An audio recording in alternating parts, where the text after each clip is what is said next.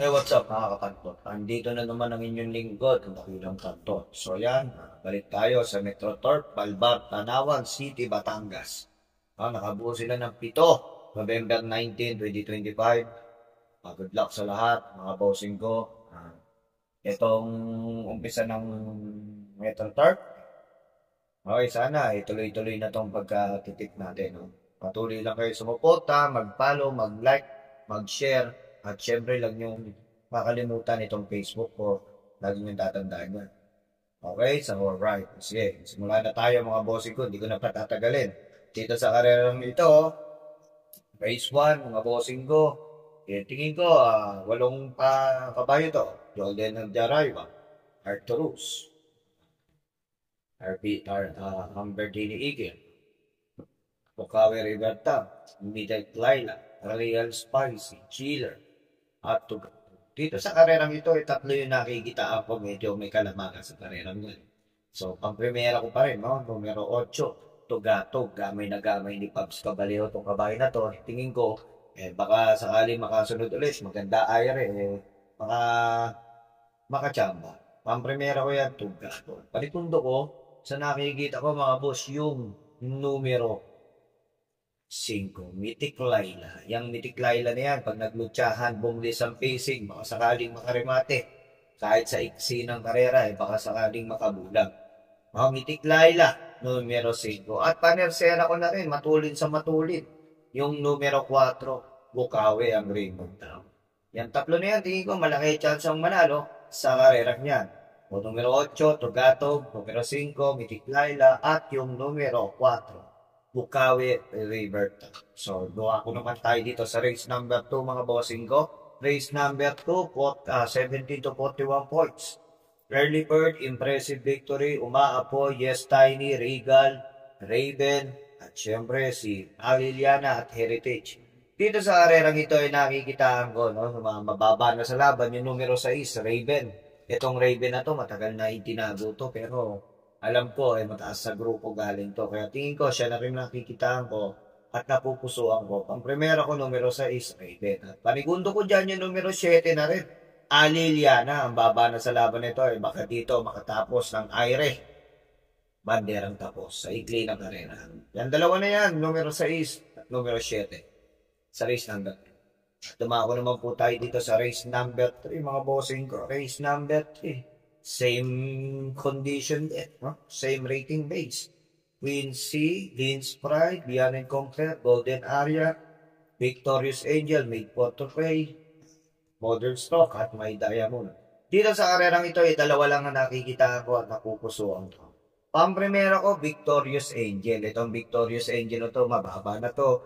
Ang grupo nito, sila heavyweight, no? Matataas ang grupo niya. So, naligaw ng grupo tong Victorious Angel. Tingin ko, isa one of the sprinter din dito sa karerang ito. Patingin ko bulag to ng panal. Numero 5, Victorious Angel. Panigundo ko, yung numero 3 na rin. Beyond and Compare. Sa patulinan naman, 1-2 lang yan. Baka sakaling sila na rin ang makita natin sa unahan. At panersera ko dyan, walang iba. Yung Made for Trophy, numero 6. Sila na rin na nakikita ko at napupusuan ko sa karera. So, dumako tayo dito sa race number 4. Race number 4, mga bossing ko, dito sa karerang ito. Magandang karera to.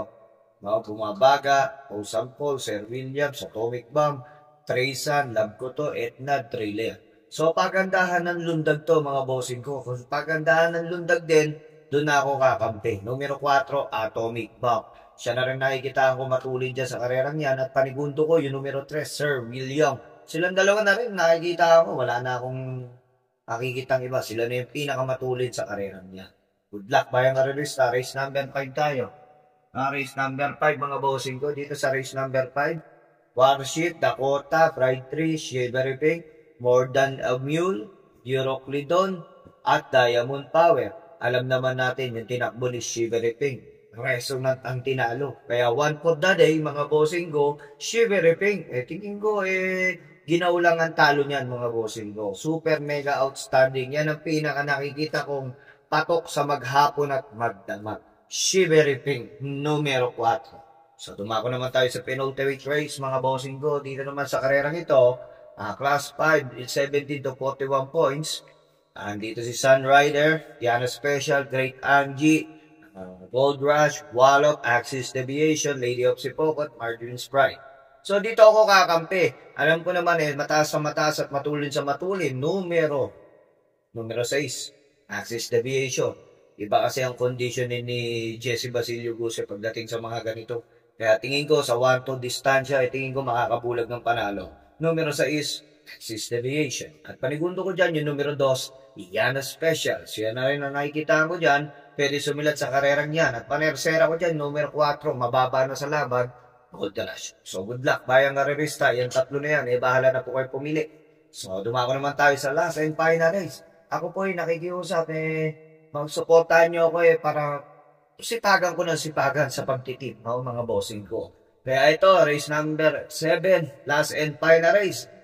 Dugong Bughaw, Iceman, Street Magic, Shakti, Adorable Perisha, Tanging Ikaw, Chef Cat, Taipan 1. Dito ako kakape mga boss, Tanging Ikaw. Yan na rin ang tingin kong pwedeng para sa akin long shot of the day. Kung bibenta, ibebenta, pero tingin ko malaki chance ang manalo. Kalabit na lang ang kulang niya. Numero 6, Tanging Ikaw. So yun, maraming salamat sa inyo mga boss at good luck. Galingan nyo sa pangangarera. Tandaan nyo, pag mangarera na sobra, huwag isagad. Baka umuwing solo sa bahay.